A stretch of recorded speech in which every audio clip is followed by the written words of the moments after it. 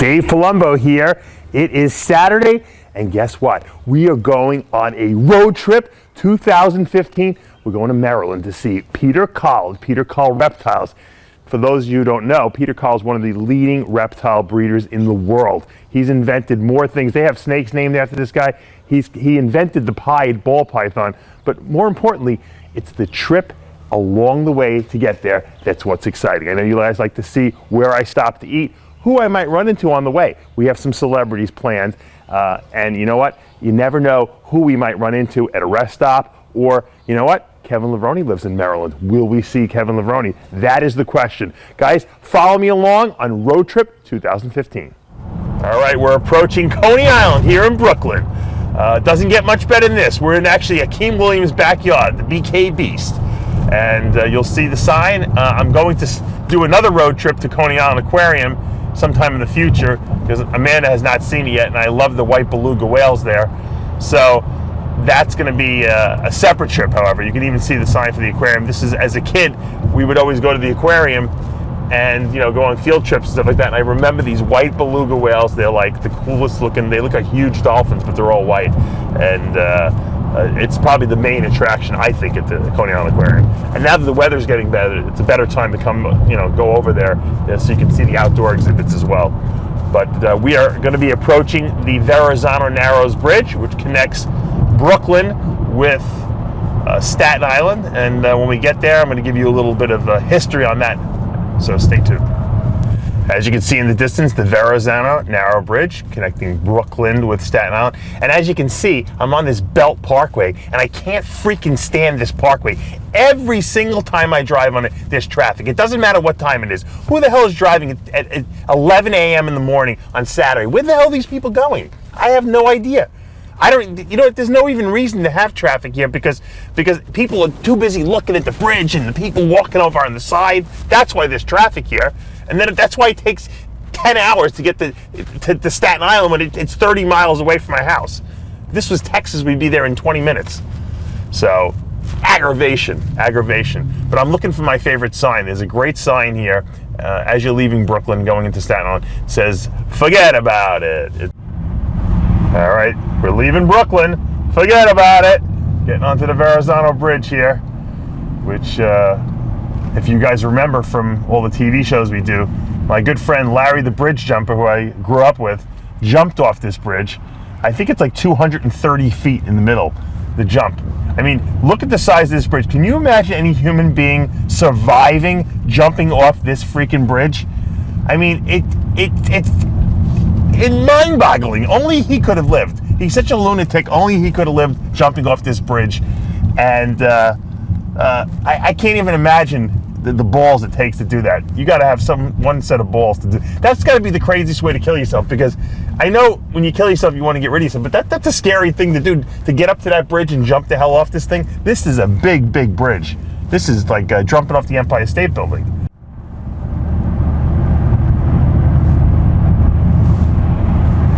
You look out on the East River there, coming in from the Atlantic Ocean. That's where the boats came in from Europe, and they would pass Ellis Island. You actually might even be able to see it. I don't know if you can see it actually from where we're sitting here. We're not high enough, but this is where all the ships came in years ago. My relatives came over, not on the Mayflower, but they came over. They came through Ellis Island here, and it's pretty cool. When you pass through the Verrazano Bridge, you know you're in New York City. All right, we're here in Staten Island. I'm with Mike Cuccinello, the owner of Powerhouse Gym here. This is a new stronghold of hardcore lifting. You're reinvigorating this. You're redoing it. Old school, doing everything over. No one does this anymore. No, we're back to the old school way that we used to do it. You know, change everything up, get us back to the old feel. Why is Staten Island such a stronghold for bodybuilders, you think? Because you guys have a lot of hardcore guys who lift here. All hardcore. Everybody's hardcore. So I'm trying to bring back, getting away from that retro fitness, sports club, and give a place for the bodybuilders to come back to. Guys like us that have been around for years that we have no home. Right. So I'm trying to create a new home, you know, and it's working. Is there a business for bodybuilders? Yes, there is. Still? Yes. Well, I'm gonna make it. I'm gonna make sure you know what they got here? We're gonna take a look in the gym in a minute. You got the dungeon downstairs for all the bodybuilders, and then you put a little bit of more high class stuff on the upper levels. I have 3 floors downstairs in the dungeon, basically for the bodybuilders, for us type of guys. The middle floor is gonna be all cardio set up, juice bar, very nice, calm. Music is different too. Right, good. That's and then smart. Upstairs we're gonna have AstroTurf. 2,000 square feet of AstroTurf. Yeah, I'm doing drills now. Right. My wife has me doing like side to side. That's we have that upstairs. So we're gonna have cardio kickboxing upstairs. I lost my microphone here. Okay. So we're gonna have cardio kickboxing upstairs, TRX training, kettlebells.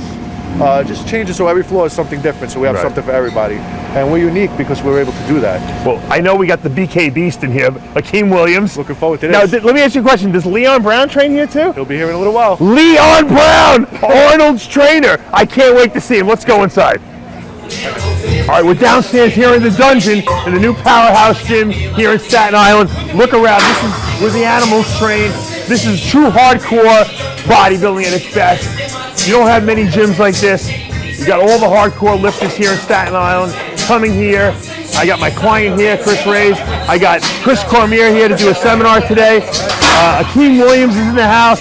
We're going to do a little bit of posing with him and get his presentation down pat. That's what we got Chris here. And, you know, it's great to go and find these hardcore lifting, you know, gyms that are still in existence, because with all the Planet Fitness out there, you know, it's almost depressing to see the fact that they won't let a bodybuilder in the gym anymore. And it's nice to see the guys can throw weights, grunt, spit, whatever they want to do here at Powerhouse in Staten Island.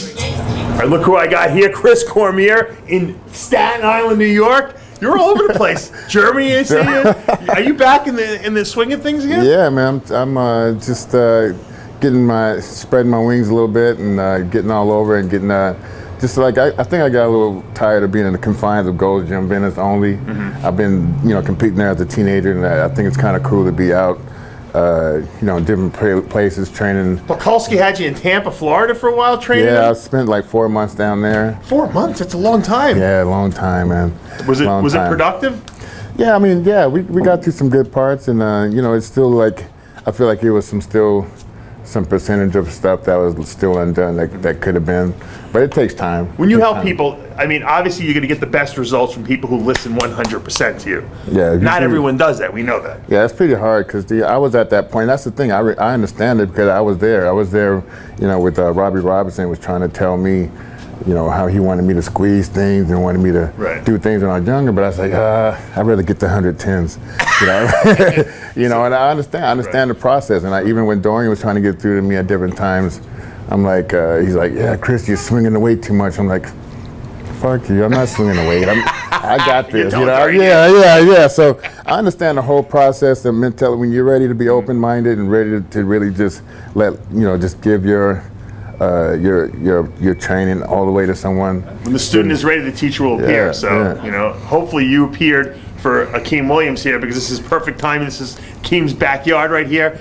I think he's got some great potential, obviously, and I'd love to see you work with him a little on his back development. Yeah. And obviously posing. He's over here now. We're going to show a little bit of your posing technique. I think that you probably have some of the best insights into posing. There's good posers out there, but not many people that can teach posing. Right, and I already been massaging his mind a little bit about my mindset and how I feel about training. I understand the strength that he has.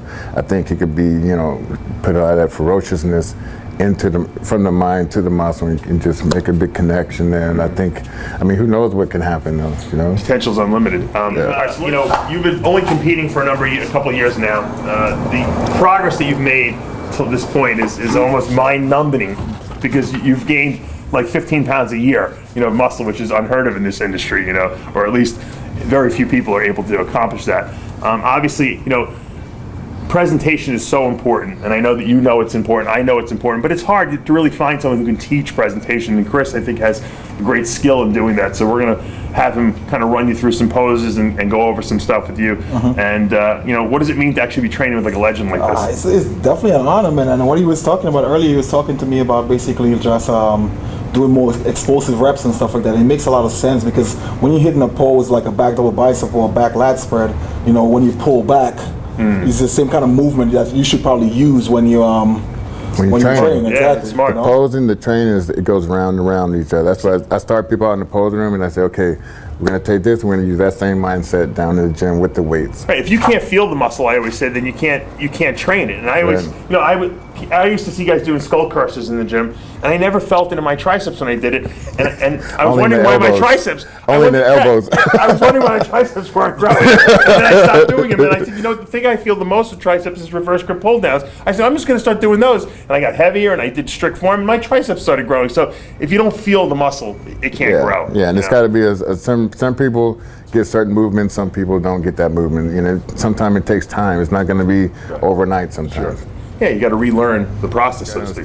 When you're doing these movements, whether it's posing or training, your mind's been clicking in a certain way already. So what you got to do is try to rewrite your mind, rewire your mind, because it will try to revert back to what you did before. So what you got to do is try to keep reminding yourself, keep going over it, take notes, watch video, and keep visualizing, whether it's training or posing. Well, people are going to want to go back to old habits. You want to do it. It's just natural. All of a sudden, you don't see the results you want. You say, "Well, I'm going to go back to what I was doing." Exactly. And not that you're trying to. That's the way the mind works. Well, think about it. What was when you first started working out, and anything that you did build muscle. And then what happens is when you start hit that plateau and you don't gain anymore, you say, "What did I do to build the muscle?" So you go back to doing some ridiculous movement that you did when you first went into the gym. And of course, it doesn't work anymore. Exactly. So, but that's people's mindset. So it's hard to kind of get out of that. Look at this guy. Okay. Yeah, but I told him, I said, it's good to get out of Venice, and I could work with people that's like a dragster, like this guy. It's like a high performance type car, so that's cool, man. So as long as you give me the keys to the car, we'll be good. First of all, you want to face the mirror. Maybe stand back a little bit. Okay, yeah, right there. Okay. So this, how do you stand on stage when you just show me your presentation on? So right now, you want to put pressure. You want to pressure back. Your hips back towards, there you go. So, and then you're turning the muscles outward. Yeah, there you go. So feet's gonna stand in the same spot, but you want to force the muscles outward, keeping that mind muscle connection right here, keeping the hips flared out. So there.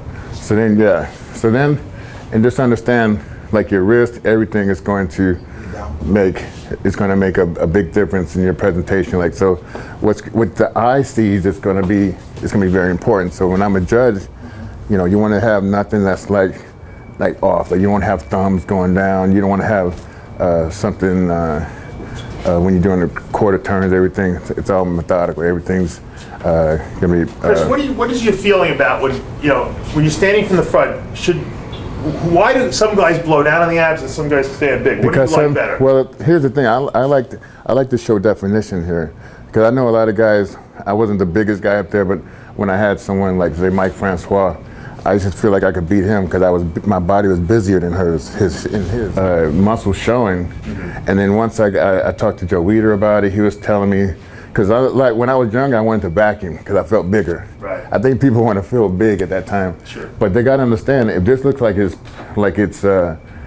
if it's plain or not muscles popping or showing, the person that's 15 rows back is going to look like they're not in shape. Right. So what you want to do is create this illusion of you're in shape no matter where you are sitting in the audience. Okay. Whether the judge is right here, it's a whole nother show 10 rows back. Okay, so when you come in here, I think you got enough mass in your chest and everything to exhale. And I like to start from the outside in. Like, I don't want to leave this blank. So I'm contracting all this in from the outside. Don't just leave pressure down the middle. So you got the outside obliques and serratus. You want to create, if you blow the air out, blow your air out, contract here though. Contract here, now come and then come into the middle. So it's going to be like from the outsides and then the middle.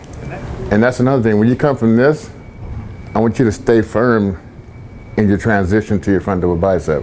Don't let everything go, and then I'm going to go into my thing. Okay. Come from here, stay firm, everything's firm, knock it out. So you can make sure you got this definition, keep them going into your upper quads. You want to get these boys like this. So just at the wrist, you want to get that as a perfect bicep. So don't close down on it too much. Let them see the bicep. Really flex these things. And it's not just a bicep, it's a bicep and tricep.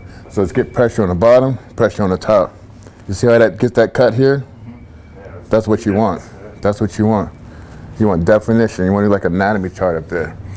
We're going over the Outer Bridge crossing connecting Staten Island with New Jersey.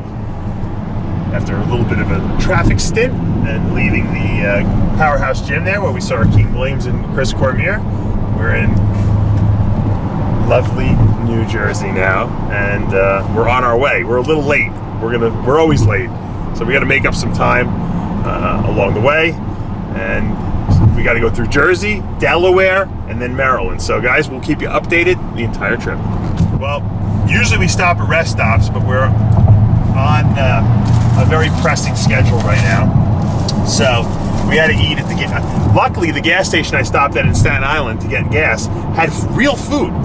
They had bagels. I was going to get a bagel, but then I said, you know what? I'm going to get a bagel with chicken because they had grilled chicken, and then I told them put a little mustard on it. But of course, they added cheese because everyone adds cheese to everything. Isn't that what everyone eats?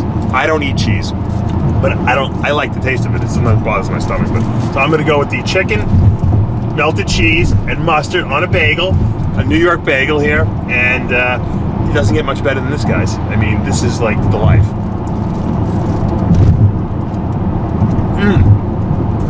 I gotta say, the guy didn't listen to us, but the food is really good.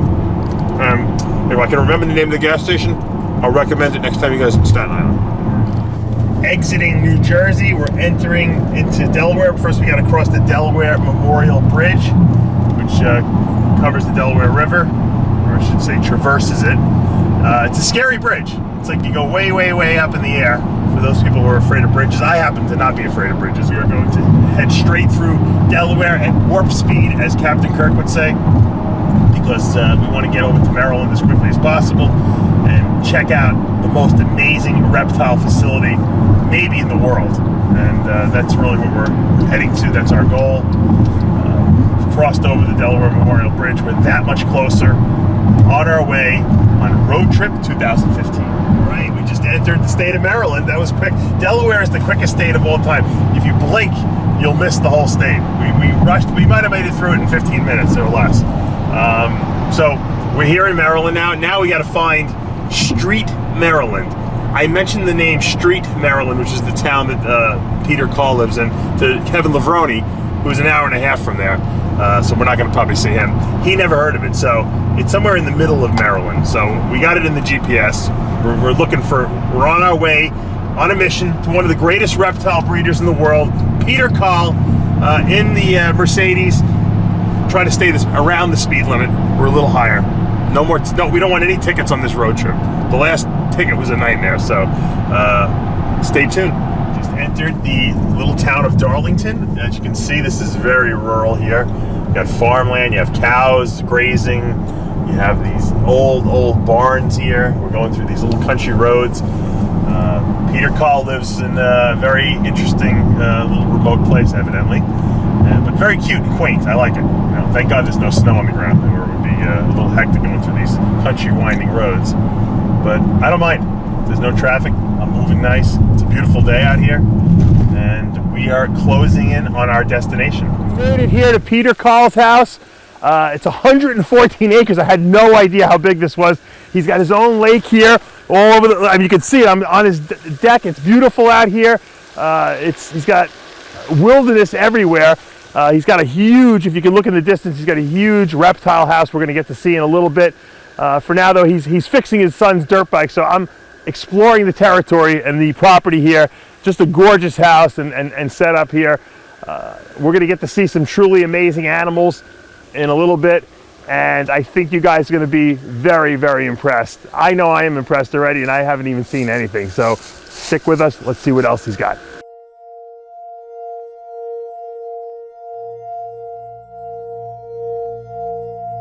All right, I'm standing here with Peter Kahl. We're in the, what would you call this? Do you have a name for your facility? Uh, Big Nelly? What is Big it? Nelly, yeah, that's good. No, it's just this is the building where we breed all the animals, and up here is where the ball pythons are on the main level. Boa's in the basement, and then we have a little bit of rodent room upstairs. And But this is a pretty sophisticated facility. I've seen a lot of snake facilities, and you seem to have radiant heating here. You have, I mean, this is the ultimate setup. yeah, it's nice here on the property. We've been in basement of the house starting out, and then went into a warehouse at one point, had another facility, and it's nice to be able. They say it's not really an ag use, but I disagree, and I think this needs to be out on agricultural land and have farm and. Well, and you're building, certainly in the farmlands, that's for Yeah. sure. Yeah.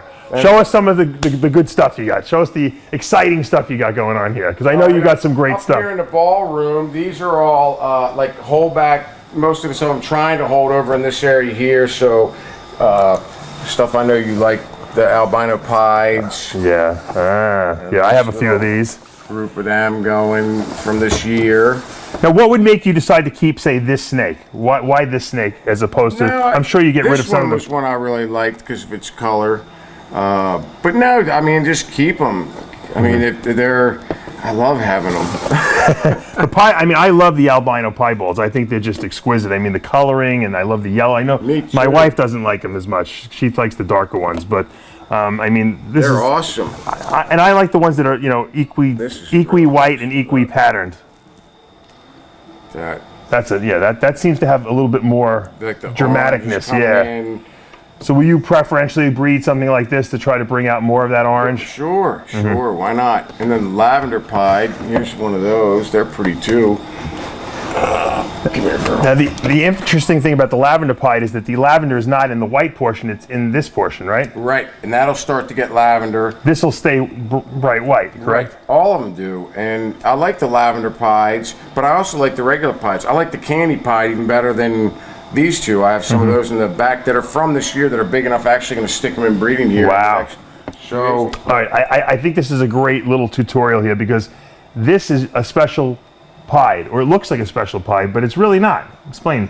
it's for lack of a better term right now, we're just calling them a golden pied. Look at these like pieds; they're amazing. This is a golden pied that just happens to be an exquisite looking regular pied that Right. you've kind of isolated to a certain gene pool. Ice, right? Exactly, and it's popping out, and it's doing amazing things. Like this here Now, what is this? is another one of the goldens. Now this one looks like it has pastel in it, but actually I'd have to check the parents. It looks like it in the head, but even if it does, it's amazing looking.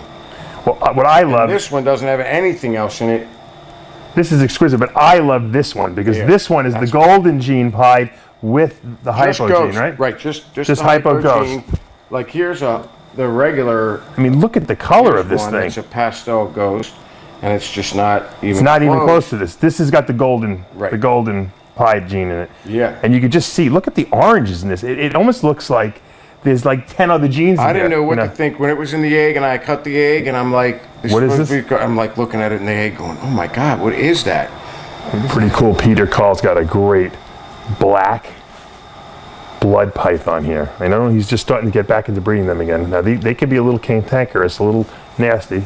Let me see if I can pick one up here and not get bit. Look at that head. Oh, really dark black. That's great coloring. That's just wonderful looking snake. And he's pretty good. Woo.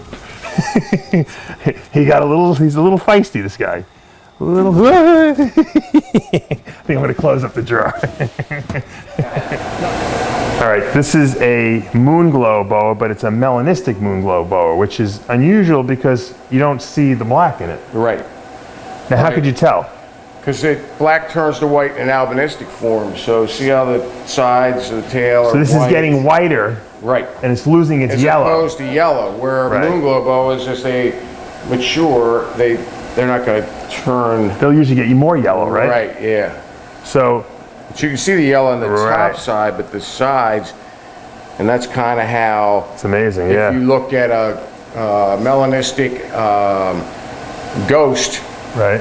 okay, which is the non-albinistic form, the top side of the animal is like a Dark? yeah, like a different color. The sides get black. Show us. That one isn't That one's pretty much gorgeous. black on its soul, but This is see this the is the side ghost. black. Yeah, see how black, and then in here it's kind of got like a brownish color. That one's not as good of an example. So this is a ghost melon IMG. Yeah. Hypoannuary IMG. Hypoannuary And then IMG. And they vary a little So bit. if you just threw the albinism gene in here, you get this. Right. This moon glow. It's a big one. Yeah, the big mama's right here. She's the IMG, the first The one. original Oh mom. my God! Look at how Who big. are you in? Could you take her out? Yeah. Started out. What color was she when you first got her? Just had a few specks of black on her. She was just had it like under her head. into the Her light here. markings were she looks better. That light stinks, man. It's popped. I gotta get a new. I love it. They almost get like a rainbowish looking to the when the light reflects off of She's them. pretty mellow. You just don't want to get her up to your face. No, she's a She face might- spider? No, she's not. But you don't want to get bit by her in the face. So I just don't want to see that. No, I don't happen. want to see it happen either. Yeah. We hit pay dirt here, Pete. You got a crazy litter here of IMG babies. Yeah. Let's see. Daddy was We can get. Let me get my. IMG annuary posh head albino bred to a T-positive Colombian male. So they're all het T-pos, brother. Whoa! There's babies. She's still having babies. Yeah. She's still having them. Yeah, That's they why. were hiding underneath it. Oh. She's done. Let me get my hook. I'm gonna pull her out. I'm gonna grab her by hand. I don't I got my little iPhone camera here. I want to stay out of striking distance of her. You're still in striking distance. She's not going to leave her babies though, so Are you nervous? I'm not nervous. I'm actually not nervous. So, although she's not happy, but I do think it's pretty cool that all the babies there. That's amazing. I'm here at dinner time with Pete. We spend so much time in your warehouse and your I facility know. and It's your like, property. what time is it now? We're at like. I'm about to crash at his house. It's so right, late. We're starving to death. It's 9:15. They rolled in at what? About. We got in like 2 o'clock, 2 o'clock. 2:30 maybe. Yeah. So it's been a long Well, we day. hung out at the house. With Yeah, we had a good kids time. and all, and I want to thank you for letting us into your facility and buddy. everything like that. That was Thank you great. for coming. And Yeah. I know you guys would be remiss, you'd be pissed off if I didn't talk to you about what I'm eating. We're here at a Japanese restaurant. I have some chicken curry. Nice. They make Thai food here, and then we have some sushi rolls coming. I'm gonna eat this, and I want to just taste it because I know you guys like to watch me eat food. So let's see how this. Okay, I'm gonna tell you one thing. Spicy. It's very spicy. Well, when you ask for anything spicy here, they know me. They're probably thinking of me, and that's why they Well, what did I tell you was the antidote for spice? coconut. Coconut water, guys. Yeah. Drink coconut water, the burning goes away. Anyway, this is a great end to a great day here in, where are we in Maryland? We're in Harford County, Harford County, and Maryland. the town here is called Bel Air. All right, we're in Sweet Frog here. Amanda's gonna fix herself a specialty yogurt thing. Now you get to choose. You get to choose all these different flavors. Original. I would go for original, maybe. Tart. I don't want to. Ew. Amanda is going for strawberry. No. Cake batter. Cake batter. Oh, let me see that. And cookies and cream. Cake batter. Okay, so and she's putting a little cookies and cream in there as well. I don't have the cookies and cream fertilized.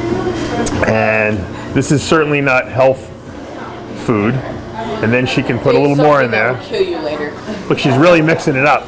She's going with New York cheesecake. Wow. I wonder if this is healthy.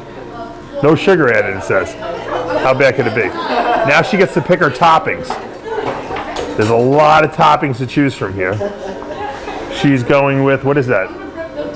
Cookie dough. Cookie dough. And she's going with Reese's Pieces there, whatever that. Peanut butter cups. Reese's Peanut Butter Cups. My mom would like that. And what else? I would go with the maybe white chocolate chips over there. That's what you want? Are you gonna eat some? No, I'm not gonna eat some. Those look like. How about the strawberry juice poppers? That looks really good. There's whipped cream I see there. She doesn't like whipped cream. There's like candy. I don't know who would put candy on their yogurt, but people do it probably. Chocolate covered pretzels I see. There's more Reese's Pieces going for the peanut butter. She's really loading up on the peanut butter today. And look, there's marshmallow toppings. There's, what is that? Peanut butter topping. Wow, she's going all out. I've never seen anything like this. She's a peanut butter fanatic. Fire on I95 North. Unbelievable. A car in flames. Have you ever seen that? Never ceases to amaze me. Hey guys, I'm here at a rest stop somewhere in New Jersey. We're not quite sure where, but we're at the rest stop, and I'm picking up a little Diet Coke here, a little shameless plug. Give me a little lift me up, pip me up, and I'm very thirsty from that sushi meal. So we're about maybe a little more than halfway home. I'd say we probably got about another hour and a half of driving to go, and this trip just doesn't seem to end. It's 12 midnight. And we've been going since 9 this morning, so you never know where the next stop might be.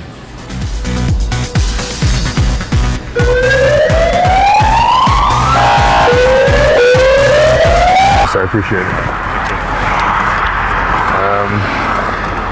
As you guys know, my 2 road trips that I've ever taken for RX Muscle have now resulted in 2 pullovers. Luckily, this time I did not get a ticket. So I told you guys when I was in the on the way back and I was at the rest stop, I said you never know what might happen on an RX Muscle road trip. And you see, crime doesn't pay.